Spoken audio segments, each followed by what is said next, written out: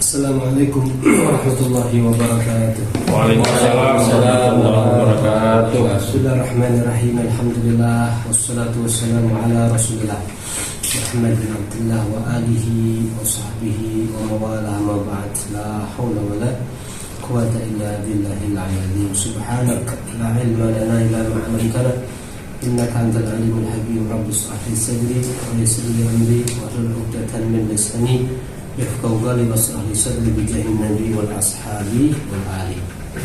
Nah, kita masih membahas tentang seputar masih mukadimah ya di dalam kitab Arba'in Nawawi. Mukadimahnya panjang karena kita bahas agak lebih luas.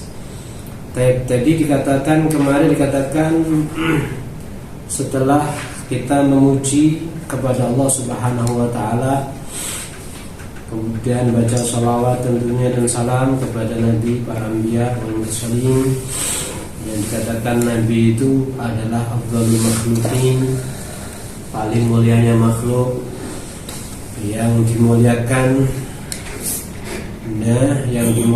dengan Al-Quran. Kemudian al-mustamirah ala ta'abbus sinin, yang mana Al-Quran ini akan Allah kekalkan walaupun bergantinya tahun ke tahun. Jadi kalau mukjizat yang khariqul adah yang sifatnya itu tidak sama dengan kebiasaan, mungkin Nabi membelah rembulan, memerintahkan pohon berjalan dan lain sebagainya, itu tertelan waktu dan zaman, maka sudah tidak kelihatan.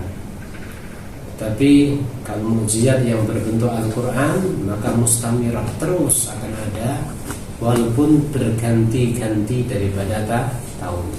Dia akan kekal sampai yaumil qiyamah. Baik. Kenapa?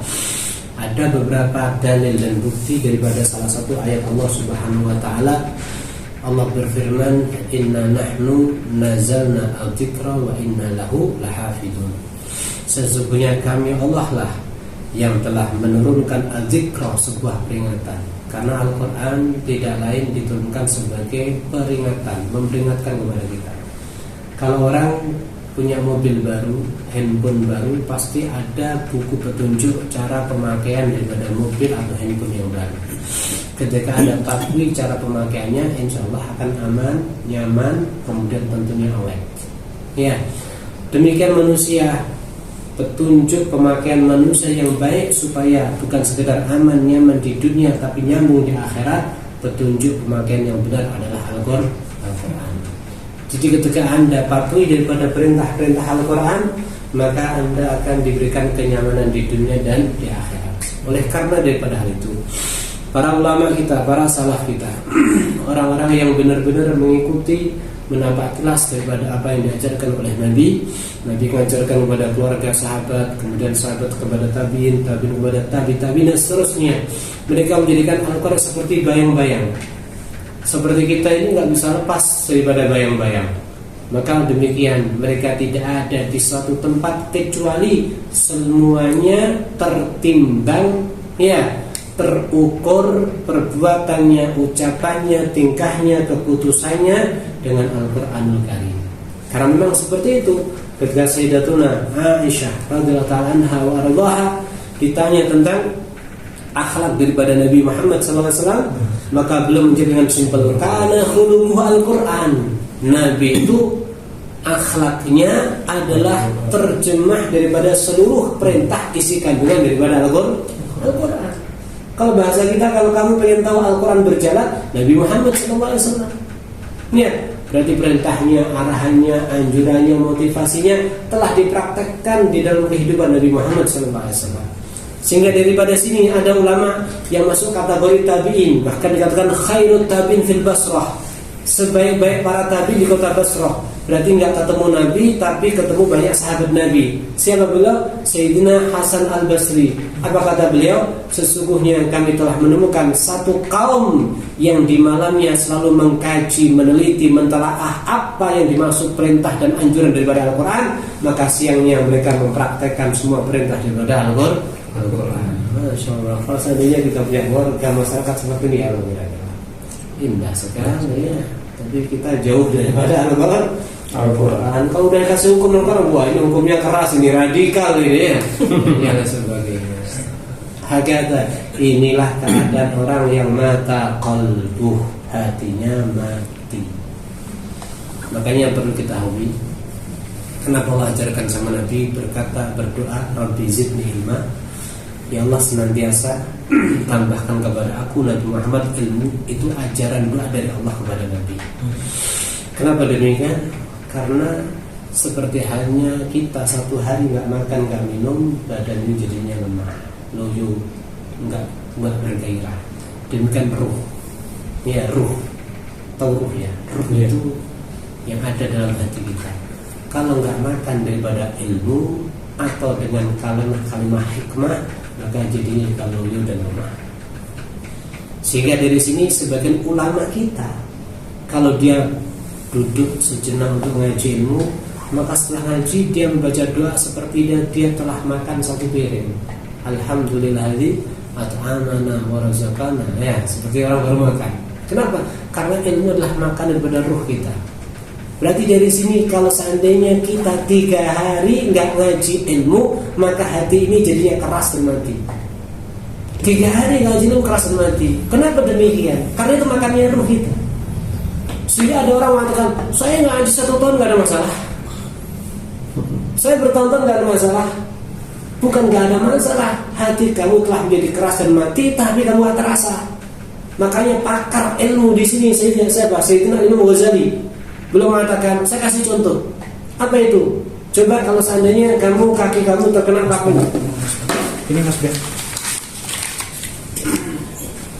Coba kalau seandainya kaki kamu terkena paku, tetanus lagi, sehingga kamu jalannya pincang. Iya. Di hadapan banyak orang pun pincang.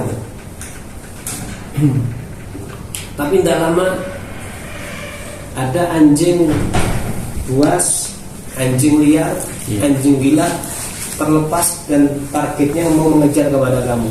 Kira-kira kamu tetap jalannya pincang atau lari kencang?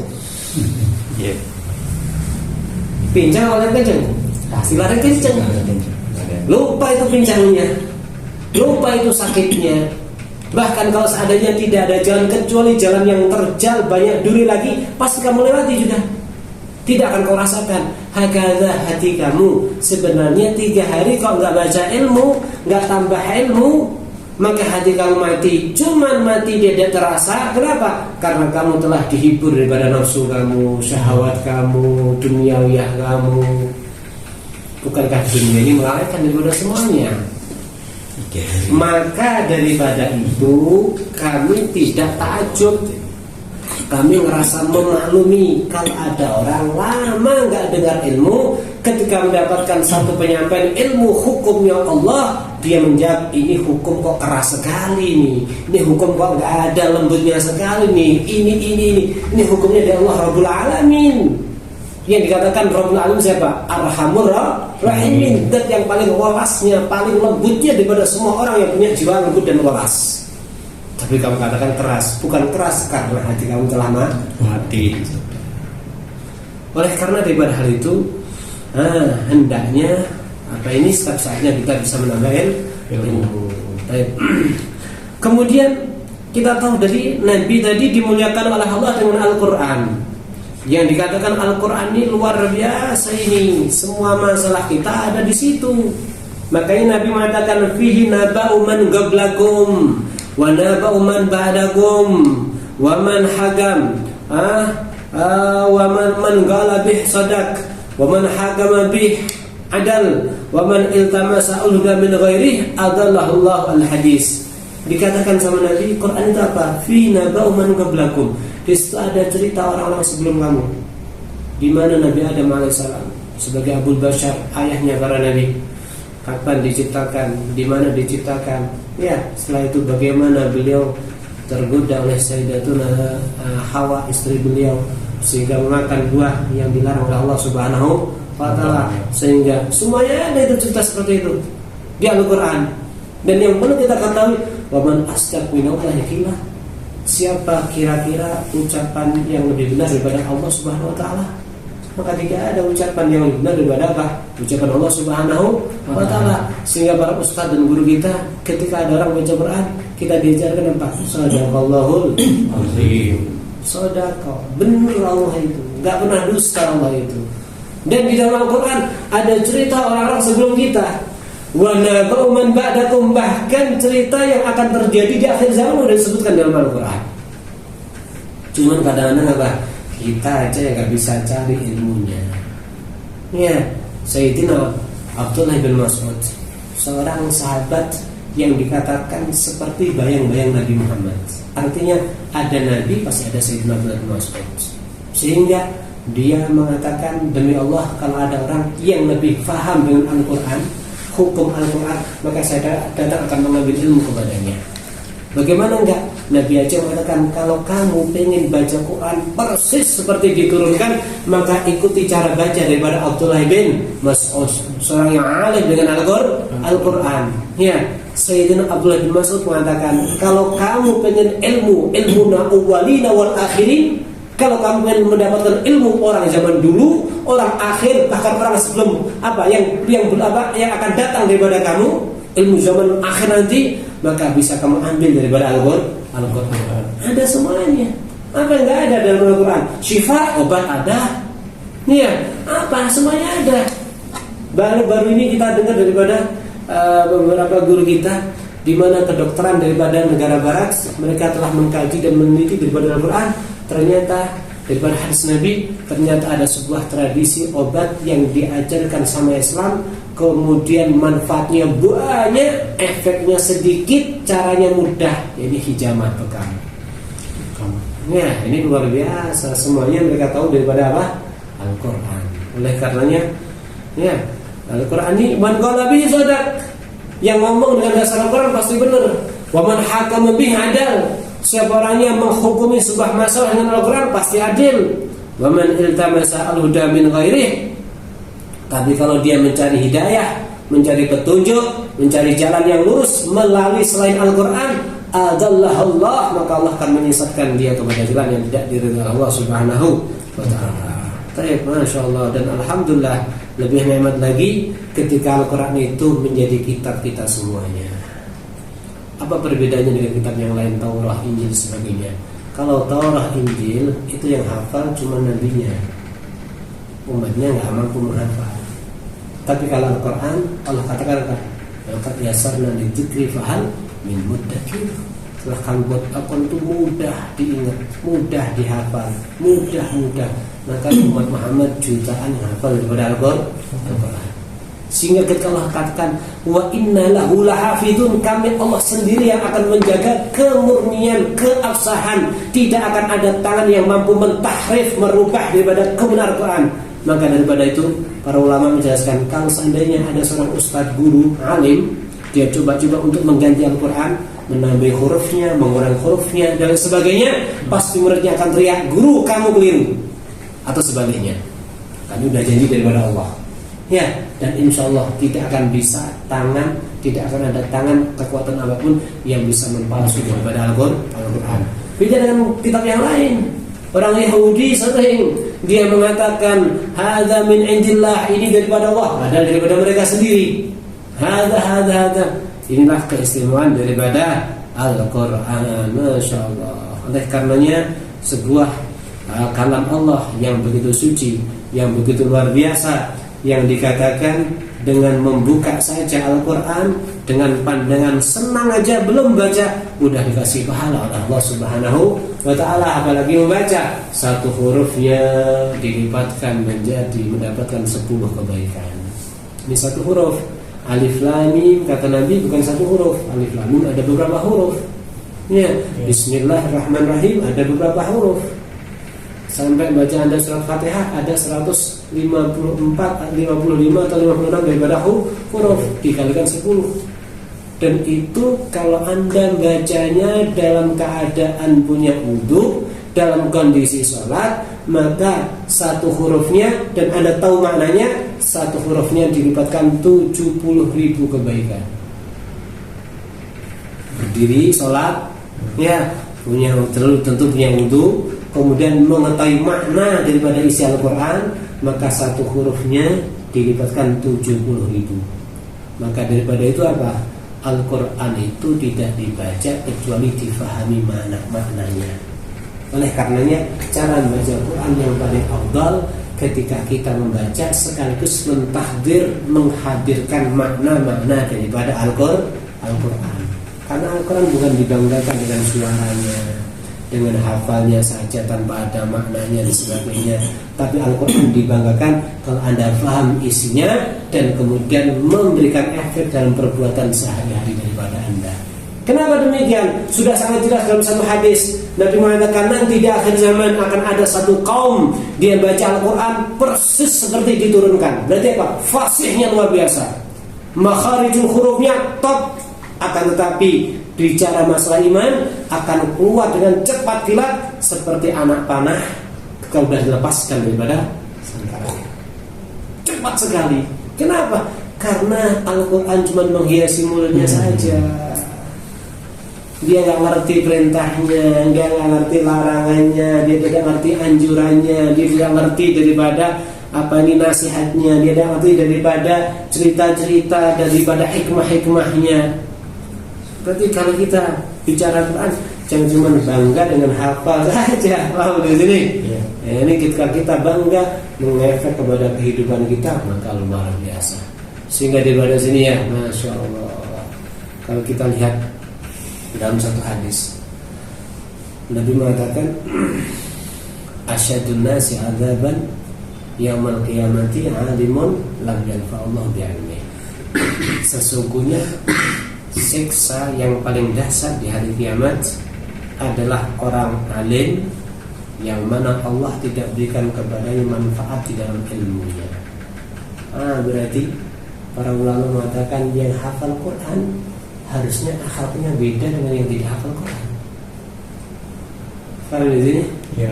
Anda hafal Quran sampai disebutkan dalam beberapa keterangan hadis itu ya. Hafal Quran itu yang lain tidur Anda terus. Yang lain ini Anda, kenapa Anda punya ilmu? Kenapa? Maksiatnya orang berilmu dan yang tidak punya ilmu beda. Maksiatnya orang berilmu lebih dahsyat. Bahkan disebutkan dalam hadis yang lain, nanti orang yang berilmu dia dimasukkan neraka qabla abadatil awsan, sebelum para penyembah berhala. Kenapa? Karena kemaksiatan dalam kondisi ngerti. Ini lebih menyakitkan. Paham ya? Ini lebih menyakitkan. Oleh karena daripada itu, masya Allah, kita berharap anak-anak kita, keluarga kita semuanya memang menjadi ahlul Quran, akan tapi bukan sekedar ahli hafal saja, tapi mempraktekkan daripada isi Al-Quran. Amin, Allahumma amin. Amin, masya Allah. Kemudian Nabi dimuliakan dengan Al-Quran Al-Aziz yang mulia.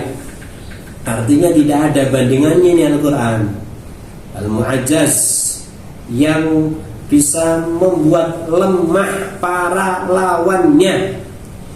Jadi orang-orang apa ya? Orang-orang Arab, orang-orang Quraisy awal-awal itu mereka itu disebut bulagha wal fusaha. Balik omongannya benar-benar berbobot. Fusaha itu fasih, omongannya benar-benar luar biasa. Tapi ketika mendengar Al-Quran mereka semuanya gedek-gedek, melihat begitu indah sekali kalamnya Al-Quran. Kalau kita berbicara Al-Quran itu mungkin kita tidak bisa mengatakan indah dan sebagainya karena kapasitas ilmu kita aja yang kurang. Dulu orang kafir itu disebutkan Sayyidina Abu Sufyan yang saat itu masih kafir, dan juga Abu Jahal. Mereka pernah mencuri untuk mendengarkan di saat Nabi beres Quran sebelum subuh.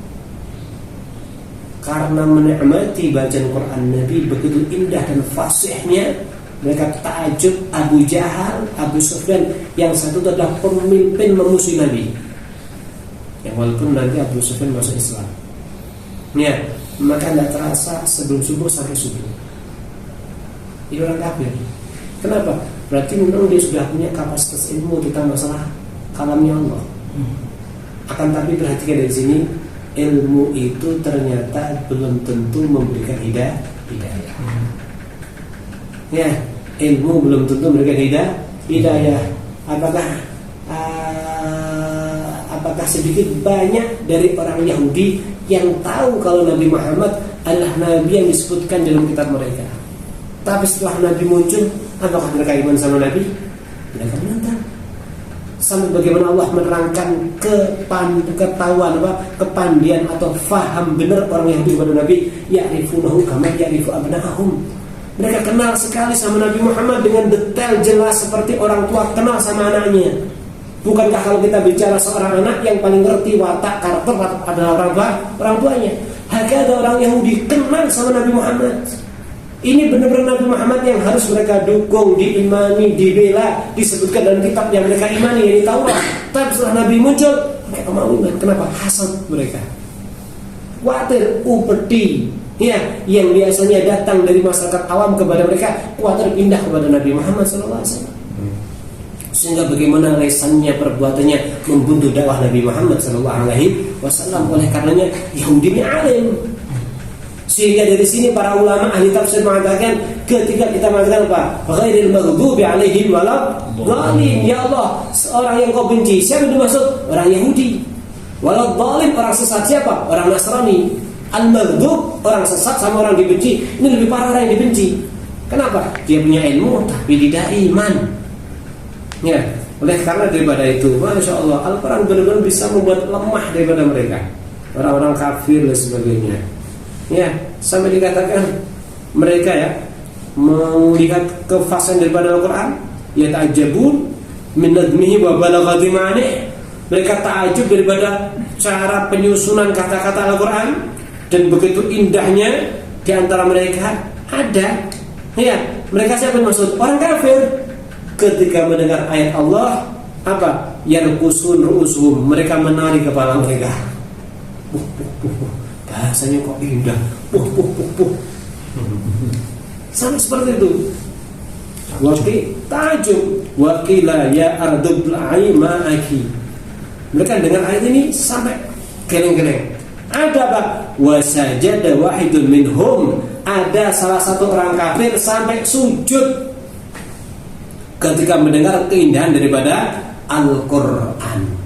Mungkin sama tahu apa sing indah saking takjubnya sampai sujud-sujud ini. Ini mereka dikatakan, kenapa Anda sujud? Sajadtu li fasahati hadzal kalam. Saya sujud karena begitu fasih, indahnya susunan kata-kata, isi kandungan makna, nasihat dan sebagainya di dalam kalimat yang pendek daripada Al-Quran ini. Sampai sujud mereka.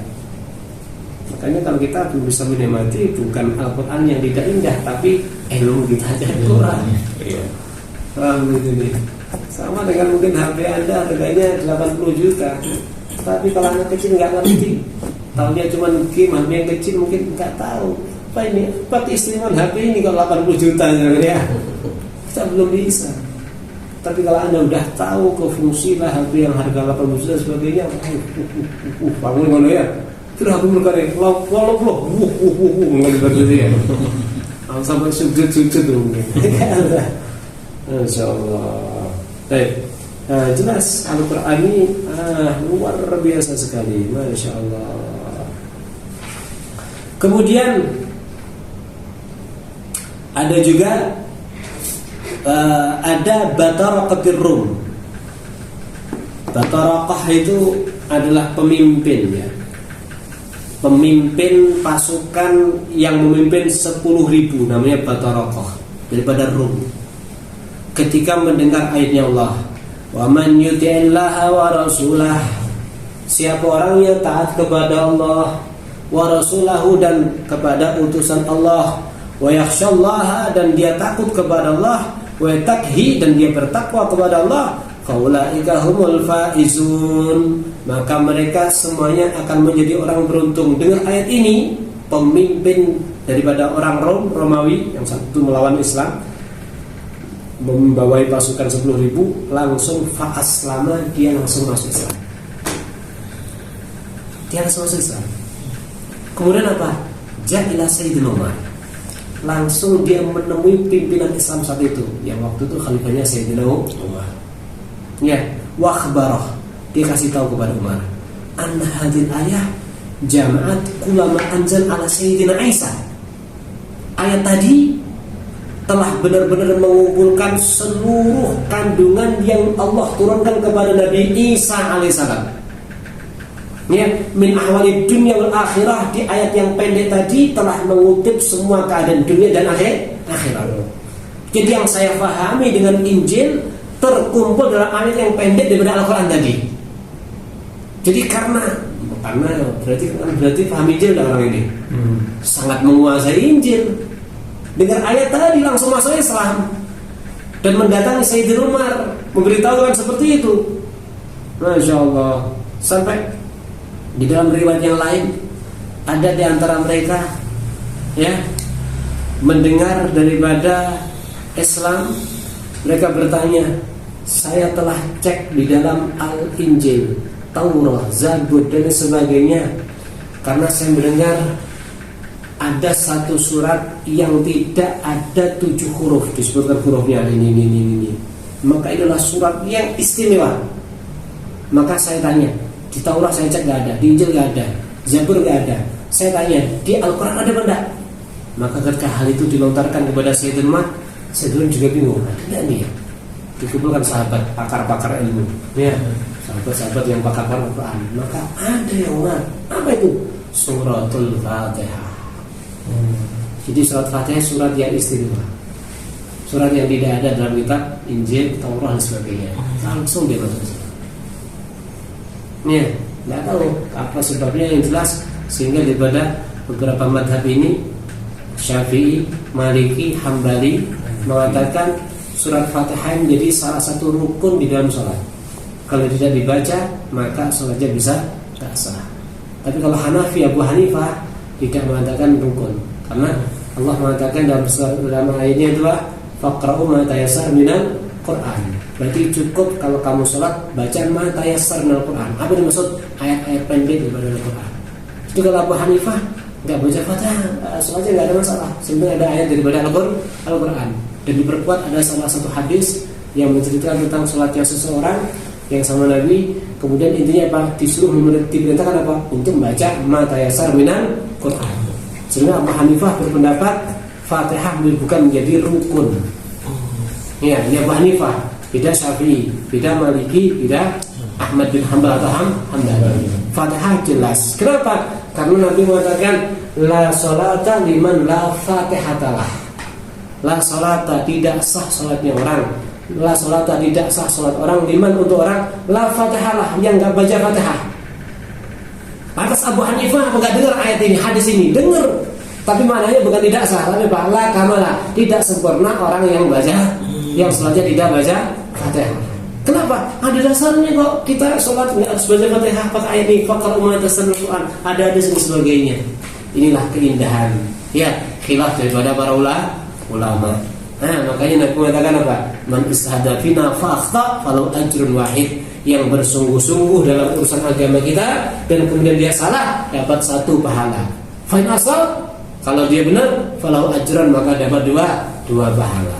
Nah, tapi sekarang kalau seandainya kita sepakat Fatihah menjadi surat, menjadi rukun daripada sholat kita, maka di sini juga ada perbedaan pendapat tentang lafaz Bismillahirrahmanirrahim. Kalau Syafi'i, Bismillahirrahmanirrahim mengatakan termasuk daripada suratul Fatihah. Jadi kalau Syafi'iyah wajib membaca Bismillah. Tapi kalau selainnya mungkin Maliki dan sebagainya itu tidak termasuk dan seterusnya. Kelas ini adalah permasalahan apa?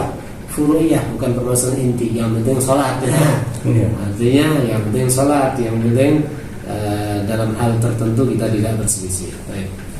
Dan yang jelas, yang penting kita tahu saya seperti ini, siapa yang saya ikuti. Nah, di sini kita ikut Syafi'i, kita ikut Maliki, bukan berarti tidak ikut Al-Quran. Loh, kok kembali kepada Syafi'i, nggak kepada Quran sama hadis? Syafi'i dan Maliki cuma ngajarin ya kepada kita prinsip-prinsip di dalam memahami daripada Al-Quran dan hadis Nabi Muhammad SAW. Bukan kita ikut Syafi'i, ikut pemikiran, ikut metode di dalam mengambil satu hukum daripada Al-Quran lewat Syafi'i. Baik. Kemudian ya, ini Al-Quran mustamirah ala ta'aqub bisinin wa bisunan. Baik, jadi Nabi Qur'annya terus mustamirah. Kemudian dan Nabi juga diperkuat wabis sunan. Nabi itu diperkuat, dimuliakan oleh Allah dengan sunnah-sunnahnya. Ya, sunnah. Sunnah itu apa? Ya sunnah. Kalau segi bahasa namanya thariqah. Yang dimaksud ini apa? Apa yang diwahyukan kepada Allah yang diwahyukan Allah kepada Nabi Muhammad SAW. Kalau kita bicara sunnah, sunnah itu muncul daripada satu ucapan Nabi. Nabi berkata dalam satu hadisnya, la idza dakhala ahadukum al-masjid la yazanna yang jelas kalau kurang lebih maknanya gini, kalau kamu masuk masjid maka jangan duduk sebelum kamu sholat dua rakaat. Baik, ini berarti ucapan Nabi ya. Nah, ini Nabi melarang nggak boleh duduk sebelum sholat dua rakaat. Ada nahi. Nah itu larangan. Nah ini bersifat haram atau bagaimana? Ternyata nah ini bersifat anjuran. Sehingga sholat dua rakaat sebelum duduk dalam masjid atau tahiyatul masjid itu adalah hukumnya sunnah, nggak wajib. Tidak semua larangan bermakna haram, ada larangan bermakna anjuran dan sebagainya. Itu yang paling paham, yang paling membahasnya adalah mereka para ulama. Paham di sini? Jadi ada muncul sunnah itu melalui ucapan Nabi satu. Ya, kemudian ada juga muncul daripada perbuatan Nabi. Mungkin Nabi ngasih contoh apa dan sebagainya. Ya. Kemudian ada juga muncul daripada istiqrar apa? Restu daripada Nabi. Contoh ada sebuah perbuatan hal Nabi nggak ngasih contoh, udah dilakukan oleh para sahabat. Kemudian perbuatan itu informasinya sampai kepada Nabi. Nabi nggak ingkar, berarti sudah restu daripada Nabi. Ambil sini. Atau perbuatan itu dikerjakan di hadapan Nabi. Nabi nggak ingkar, maka nggak ada masalah. Taruh seperti sholat sunnah wudhu. Ada sholat sunnah setelah wudhu, namanya sunnatul wudhu. Itu siapa yang memulai pertama? Ini bukan Nabi Muhammad. Yang memulai adalah Sayyidina Bilal ibn Rabah. Kenapa ketika Nabi diisrakan, Nabi dikasih tahu oleh Allah tentang surga yang akan menjadi tempatnya Sayyidina Bilal. Maka Nabi ta'ajub, Bilal masih hidup. Ya, sudah Allah kasih tahu kepada Nabi tempat daripada surganya Bilal. Ketika Nabi turun, Nabi panggil Bilal, ya Bilal, apa amalnya kamu? Kok saya sampai dikasih tahu tempat kamu di surga ya Allah Subhanahu wa taala? Maka Bilal mengatakan, ya Rasulullah, saya tidak wudu kecuali setelah itu saya sholat dua rakaat. Nabi ngasih contoh padahal. Sehingga Nabi nggak ingkar dan ditetapkan sama Nabi. Maka dalam syariat ada sholat sunnah, banyak sholat sunnah seperti tahiyatul masjid, ada juga sholat sunnatil wudu. Paham di sini? Nah, jadi sunnah itu Nabi dimulakan dengan sunnah. Sunnah ini banyak sekali ya. Sunnah itu banyak sekali. Baik. Kemudian al-mustanirah lil mustarsyidin, al-makhsus bi jawami'il kalim, yang mana sunnah itu yang begitu jelas bagi orang-orang yang mencari hidayah dan petunjuk. Kemudian Nabi dikhususkan oleh Allah bi jawami'il kalim. Allah mengkhususkan Nabi tidak kepada yang lain. Apa? Nabi memiliki kata-kata yang simpel tapi mencakup banyak hal. Apa itu? Satu contoh daripada Nabi. Nabi berbicara tentang nilai kapasitas Islamnya kita. Nabi menggambarkan dalam satu hadis, kalau kamu mau tahu kami ini Islamnya baik apa enggak? Islamnya sempurna apa enggak? Islamnya itu termasuk kelas berat atau kelas rakyat, artinya kelas bagus atau yang jelek. Maka Nabi mengatakan apa? Min husni islamil mar'i tarkuhu ma la ya'ni. Dari tanda kebaikan atau Islam yang baik dari seseorang ketika dia selalu meninggalkan perkara yang enggak manfaat. Simpel tapi mengenal ini. Kalau kamu mau menjadi Islam yang baik, tidak akan pernah membuat perkara sesuatu kecuali apa? Manfaat. Kalau kita masih suka main-main, ampunan waktu ya, enggak nih, teman-teman. Kadang-kadang orang kalau bulan Ramadan sore-sore kemana? Nyari maghrib katanya ya. Maghrib dicari. Bubur itu maghrib suka menghambur-hamburkan waktu sebagainya. Yang nggak ada manfaat untuk materi, yang materi buat akhirat, nggak ada manfaat untuk akhirat. Zat sebagai sanggup kita nanti menuju akhirat. Jadi kalau kamu masih suka hambur, berarti Islam kamu masih ya simpel. Dan bahasa Nabi simpel dan mencakup semuanya. Jadi orang Muslim itu apa? Selalu berbuat manfaat dimanapun. Makanya Nabi mengatakan apa? Khairukum anfa'akum, khairun nas anfa'ul nas. Sebaik-baik kamu adalah yang paling bermanfaat di antara kalian. Sebaik-baik manusia adalah yang paling bisa manfaat kepada manusia yang lain.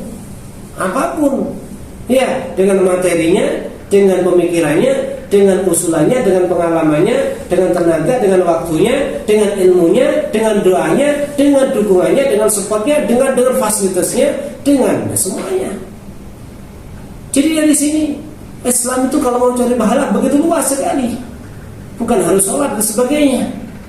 Dengan mobil Anda bisa andil, dengan rumah Anda untuk buat pengajian, untuk ini bisa andil, dengan air Anda, dengan makan banyak. Masya Allah. Makanya Allah berikan kepada Nabi apa ini? Jawamil kalim, bahasanya simple tapi mencakup semuanya. Dan ini tidak ada kecuali Nabi Muhammad SAW. Kalau kita kan kadang ngomong mundur tapi intinya seberapa? Ngomongnya panjang tapi intinya sedikit. Nabi simple. Berarti dari sini kalau kita lihat, Nabi itu kalau khutbah pendek. Nabi kalau khutbah pendek. Tapi kalau jadi imam baca suratnya panjang. Itu termasuk sunnah. Kalau sekarang mungkin dibuat seperti Nabi juga, walaupun mungkin bahasanya kita nggak sesuai sama Nabi. Kenapa? Karena kapan lagi masyarakat kita dengarkan ceramah ilmu kalau dia nggak hadir khutbah? Masih Salim nggak mau hadir khutbah aja sambil ngantuk, iya tadi. Kapan lagi kita nasihat sama mereka? Makanya sebenarnya mengatakan walaupun saya tidak sama dengan sunnah Nabi, saya ngambil kesempatan untuk ngasih motivasi kepada mereka. Nabi itu khutbah gak pernah panjang. Nabi itu kalau ngomong gak pernah panjang, simple. Ya, kalau sekarang ceramah bisa 2 jam kadang-kadang. Tapi ada qasidahnya, ada ini macam-macam. Nabi simple. Ya, Nabi itu simple. Saya lupa berapa menit itu. Pokoknya Nabi itu sangat simple kalau ngomong. Tapi jawamiul kalim mencakup semuanya. Lihat sahabat sampai hari ini, sampai yaumul qiyamah masih kita selalu memegang daripada ucapan-ucapan Nabi Muhammad SAW. Nabi mengatakan, ya, adal al khair kata ini, untuk mengajak orang selalu mengajak kebaikan. Orang yang menunjukkan kebaikan seperti pelakunya. Bahasanya simpel. Ya, orang yang menunjukkan kebaikan seperti pelakunya. Bahasanya simpel. Tapi Anda bisa menunjukkan kebaikan dengan berbagai macam cara. Anda akan dapat pahala seperti pelakunya. Dan itu masih banyak contoh-contoh ucapan Nabi yang simpel tapi luar biasa. Baik. Kemudian Nabi dimulaikan dengan Al-Quran, dengan sunnah-sunnah. Kemudian dengan apa? Ucapan yang simpel tapi menunjukkan kepada banyak hal. Kemudian apa? Wasamahatidin. Allah berikan kepada Nabi agama yang samahah, penuh dengan toleransi. Agama Nabi Muhammad itu simple, ringkes. Ya, tidak seperti orang Yahudi. Orang Yahudi itu berat. Ya, orang Yahudi itu berat. Kalau ada orang mencuri konangan, maka dia jadi budaknya daripada yang dicuri. Kalau seandainya mata ini melihat perkara yang diharamkan oleh Allah, maka cara bertaubat dicutil. Ini Yahudi. Berarti Anda, kalau Anda punya harta, zakatnya bukan 2,5% tapi 25%. Kalau Anda punya uang 4 miliar, ya, kalau umat Muhammad zakatnya 1 miliar dibagi 10 berapa? 100 juta ya. 100 juta. Tapi kalau orang Yahudi punya uang 4 miliar, zakatnya 1 miliar. Berat benar ini. Wah, ini kapan aku badi jalannya ya? Berat. Ya, ini orang Yahudi berat. Ya, tangan mencuri apa itu? Mata maksiat, tobatnya dicukir. Ya, anggota tubuh maksiat, tobatnya dipotong. Kalau punya istri dalam kondisi haid, nggak boleh satu rumah. Ya, nggak boleh makan bareng, nggak boleh tidur bareng. Harus dibuat 6 kandang yang beritan. Allah, tatkala Muhammad, enak. Dalam riwayat Nabi itu pernah tidur di pangkuan Sayyidatina Aisyah ngelalar Al-Quran, padahal Sayyidatina Aisyah dalam kondisi apa? Nah, dalam riwayat yang lain lagi, Aisyah itu pernah minum sebuah air dalam kondisi sehat. Nabi minta kepada gelasnya Aisyah, Nabi sambil, kalau bahasa kita romantis ya, mana di gelas ini bekas daripada bibir kamu. Wah, di sini Nabi ngikuti dari itu. Nah, ini Nabi Muhammad. Jadi Islam itu sama hati din, begitu ringan, mudah. Kalau dulu orang-orang dulu perang, ya, dia harus taruh nyawa. Kalau menang dapat harta rampasan, satu butir aja nggak boleh makan. Disodorkan, nanti kalau seandainya nggak ada yang ngumpetin, langsung datang api dari langit, sambil. Kalau umat Muhammad, harta rampasan bisa dibagi. Enak Muhammad, ya udah. Enak, tobat kita enak. Apa kata Nabi? At-ta'ib minadz dzanbi kaman la dzanba alaih. Yang bertobat daripada dosa seperti dia nggak punya dosa sama sekali. Kalau orang dulu matanya berdosa, dicukil. Pernah Nabi Musa alaihissalam, terakhir ya, ini 8:30 aja. Ini banyak-banyak lupa semuanya. Terakhir, Nabi Isa pernah menghadapi satu keadaan paceklik yang memanjang. Kemudian masyarakat berkumpul, kalau sekarang mungkin bahasanya sholat istisqa, ya, minta hujan. Makanya kumpul doa, ada wahyu, ya Isa, tidak saya terima doa kalian semuanya. Kenapa? Dari yang ikut doa itu punya dosa itu. Kalau yang doa itu nggak punya dosa, baru saya terima. Wah, berat ya. Kalau kita kayak gitu, tak terima terus ya akhirnya. Makanya apa kata Nabi Musa? Nabi Musa mengatakan, man indaku dzamb, siapa orang yang punya dosa hendaknya jangan ada di sini. Kenapa? Ini yang menyebabkan doa kita tidak terijabahi. Akhirnya senenek metu kabeh, Pak. Buyar kabeh. Enggak ada yang enggak punya dosa. Tinggal satu orang berdiri diam, Pak. Loh, kali sampean enggak punya dosa. Seingat saya pernah berbuat dosa dengan mata saya dan saya langsung tobat. Ini lihat, saya sudah enggak punya mata. Baru ini lihat, saya sudah enggak punya mata. Itu seingat saya yang Musa. Ya sudah, berarti kamu sama aku minta kepada Allah hujan. Berdoa bersama, turun hujan. Nandakan apa? Tobatnya berat atau tidak? Berat. Tapi kalau umat Muhammad, at-ta'ib minadz dzanbi kaman la dzanba alaih. Yang bertaubat, kata Nabi, daripada dosa seperti nggak punya dosa. Man ya'mal su'an aw yadlim nafsah summa yastaghfirillah yajidillah ghafurur rahim, kata Allah. Man, siapa orangnya ya'mal, berbuat perbuatan yang buruk, ayat nafsah atau zalim kepada dirinya, summa yastaghfirillah, kemudian dia minta ampun kepada Allah, yajidillah, dia akan temui Allah ghafurur rahim, zat yang banyak memaafkan, zat yang banyak merahmati. Ini untuk Muhammad sallallahu alaihi wasallam. Ya, semoga saja kita senantiasa bisa selalu bertobat kepada Allah Subhanahu wa taala. Amin. Amin. Ya, ala kulli hal, ya, dalam satu hadis Nabi sampai mengatakan, laukana Musa wa Isa hayyain, kalau Musa sama Isa itu hidup, lama wasahuma illa tibai, Musa sama Isa pengen mengikut agamaku. Karena saking ringannya, saking mudahnya, dan murid pengen melok. Perhatikan, Nabi Isa nanti di akhir zaman turun, ya, ikuti syariat Nabi Muhammad SAW. Nabi Musa ketika melihat sifat-sifat daripada umat Muhammad yang begitu mulia, minta dijadikan umatnya Nabi Isa. Nabi Musa, Allah jangan, tidak dan seterusnya. Akhirnya apa? Ya, Allah katakan, ya Musa, wis nerimo sama wis angkat dadi kalimullah. Ya, salah satu nabi yang bisa mendengar terhadap kalamnya Allah, dan sama sudah terangkat menjadi utusanku. Terima kuwi. Ya, sudah ikna, terima.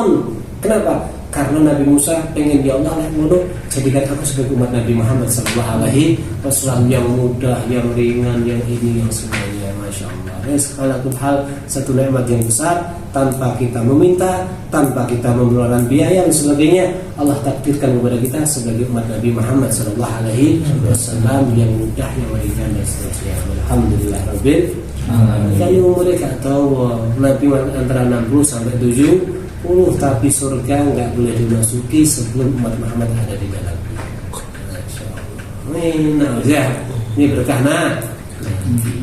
amalnya kan dilipatkan, sehingga Nabi Muhammad sampai ngomong, ini mana mungkin kita bisa mengalahkan zaman dulu. Orang zaman dulu itu ya dikatakan Nabi Nuh dakwah berapa? 900 tahun ya. Kemudian kalau orang zaman dulu itu punya anak umur 200 tahun mati, ya Allah, saya kasihan, masa depannya masih panjang kok udah mati.